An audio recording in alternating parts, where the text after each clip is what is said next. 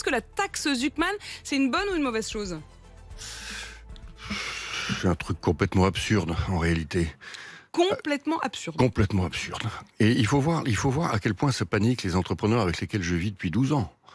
C'est le sel de la terre, leur entreprise. Et ils ont pris leurs risques, ils ont construit leur boîte, et on vient leur expliquer qu'on va leur prendre 2% de leur boîte tous les ans. C'est invraisemblable. Et 2% d'ailleurs, pourquoi pas 3? Pourquoi pas 4? Il a fait son calcul en disant il nous manque 20 milliards. 20 milliards, ça fait 2. Mais le problème d'ailleurs, c'est qu'il manque pas du tout 20 milliards. Il manque 150 milliards pour stabiliser la dette française. Donc ça n'a aucun sens tout ça. C'est uniquement... D'abord, ça n'arrivera jamais. C'est uniquement fait pour hystériser le débat. Et donc le plus tôt ce débat s'arrête, le mieux ce sera pour les entrepreneurs. Dans 10 jours, vous allez avoir 20 000 entrepreneurs dans le stade de l'Accor Arena de Bercy. Ça s'appelle le BIC, c'est l'événement qu'on fait. Avec deux pays. Mais vous allez voir ce qu'ils pensent. Ces gens-là tirent la France. Il faut les aider, il faut leur donner les moyens. Au lieu de leur dire qu'on va leur piquer 2% de leur fortune, de leur propriété, qu'ils ont construite eux-mêmes. Hein. Mais même les très riches, les Bernard Arnault, les François Pinault. Ah, mais arrêtons de leur taper dessus. Ils ont construit des boîtes incroyables. Incroyable. Vous dites ils tirent la France et en même temps ce que disent notamment les pro-taxes Zuckman, c'est que proportionnellement par rapport à la moyenne d'une classe moyenne française qui paye entre 30 et 40% d'impôts sur les revenus, proportionnellement ils en payent beaucoup moins. Mais la manière dont il le présente, qui est de rapporter une fortune à un flux qui s'appelle le PIB, qui est la richesse nationale créée chaque année, n'a pas de sens. Chacun fait dire aux chiffres ce qu'il a envie d'en dire. Il faut rapporter la fortune de ces gens-là à la fortune totale des Français, pas aux revenus des Français. Son calcul n'a aucun sens. Il nous emmène à l'abîme. Et c'est d'ailleurs pour ça que ça n'arrivera pas. Donc le plus tôt ça s'arrête, le mieux ce sera. Parce que franchement, je vous assure... C'est quoi, c'est une forme de propagande presque? J'entends quand vous dites mais c'est absurde et il faut que ça s'arrête. Que quoi s'arrête? La petite musique qui monte et qui dit qu'au fond il faudrait absolument taxer les ultra-riches et que ça s'installe dans l'esprit des gens? Mais c'est ce déchaînement de contre-vérité. C'est un déchaînement de contre-vérité. Voilà. Donc il faut revenir au calme, reprendre les choses telles qu'elles sont, et puis rappeler la base, qui est que c'est l'économie française qui finance l'État-providence français, et pas l'inverse. Or l'État-providence, il galope devant, systématiquement. Et la différence entre le cheval de devant et le cheval de l'économie, c'est la dette. Et donc, il faut permettre à l'économie de rattraper l'État-providence. Il faut donner tous les moyens possibles aux entrepreneurs de se développer. Et pourtant, vous auriez pu vous réjouir, parce que je voudrais que vous écoutiez ce que dit Thomas Piketty. Thomas Piketty, qui est l'un des inspirateurs aussi de la taxe Zuckman, l'économiste, qui au fond dit, ces 2%, s'ils l'ont pas en liquide, en quelque sorte, s'ils n'ont pas de liquidité ou de trésorerie pour les payer, ils pourraient tout simplement faire rentrer l'État à hauteur de 2% dans le capital. Et l'État, en quelque sorte, c'est vous dans cela. Et écoutez ce que dit Thomas Piketty. On a 500 fortunes qui, d'après Challenge, en 2010 pesaient collectivement à peu près 200 milliards d'euros. Aujourd'hui, pèsent collectivement 1200 milliards. Les mêmes 500. Vous êtes multiplié par 6. Pour moi, la taxe Zuckman, c'est vraiment le minimum syndical. Nicolas Dufourcq. Les bras m'en tombent.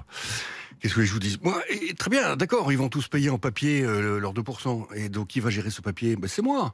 C'est la BPI, pas de problème. Donc demain, j'aurai 2% du capital d'LVMH, après-demain 4%, après-demain 6%, et puis dans 10 ans, vous en aurez 20%. J'aurai 20% du capital d'LVMH, 20% du capital de Pinot Printemps Redoute, 20% du capital de Free. Mais c'est délirant. C'est communiste en réalité. Et donc, mais d'où ça sort? Comment est-ce qu'on peut encore sortir des énormités comme ça en France? Et quand vous regardez le sondage commandé par le Parti Socialiste à l'IFOP, les résultats, c'est que 86% des Français seraient d'accord avec le principe de la taxe Zuckman. Non mais que 86% des Français soient d'accord pour que un certain nombre de leurs concitoyens, considérons-la comme ça, c'est pas des autres, hein, c'est pas une autre espèce, les fameux riches, c'est nos concitoyens, payent un peu d'impôts sur la liquidité qui est dans les holdings, pourquoi pas? Mais j'ai envie de rajouter quelque chose. Les Français savent tous qu'il y a beaucoup de Français qui passent en note de frais leurs dépenses personnelles. C'est ça qu'on reproche aux fameux riches, hein. C'est vous passez en note de frais vos dépenses personnelles dans vos holdings, là. Mais il n'y a pas que les riches qui font ça, les fameux riches de plus de 100 millions. Il y a énormément de Français qui sont ça. Regardez le nombre de Français qui demandent les tickets dans le resto. C'est une manière de contourner la TVA, la taxe, les impôts. Évidemment. Donc, au fond, vous dites tout le monde triche. Mais attendez, on est dans une querelle de famille, où chacun pointe le voisin. Moi, je pense que chacun devrait regarder comment il se comporte dans la société française aujourd'hui. Pour vous, aujourd'hui, c'est une histoire de jalousie très française? C'est une pure histoire de jalousie à la française. Mais qu'on a connue depuis, le milieu du 19e siècle. Hein. Et beaucoup de choses jouent dans cette affaire. Il y a évidemment la haine du riche, qui est soi-disant le nouveau noble, alors qu'il faut quand même rappeler que François Pinault, il était fils de petit entrepreneur du bois, que Xavier Niel, c'est un enfant des banlieues. Tous ces gens-là, c'est la société française qui a réussi. On devrait leur dresser des statues. La fortune de François Pinault, la fortune de Bernard Arnault, vous lui piquez la totalité à Bernard Arnault. Ça finance combien de mois d'assurance maladie? D'accord? Ça finance 10 mois. Une fois qu'on a financé 10 mois d'assurance maladie, il n'y a plus d'Arnault, c'est fini. On fait comment? Tout ça est délirant. Donc on a davantage intérêt, si je suis votre fil, à ce qu'il paye chaque année des impôts plutôt qu'à prendre une fois et qu'il n'y en ait plus. Mon fil, c'est de dire qu'il n'y a pas de trésor caché. Ça n'existe pas. Mais voilà. pouvez-vous dire aujourd'hui, fondé sur l'idée Nicolas qu'il y a un Dufour, trésor caché. il y a une justice fiscale? Mais bien sûr, la justice fiscale, de toute façon, c'est un objectif permanent. Il n'est jamais atteint. Hein, c'est donc bien entendu qu'on doit le rechercher.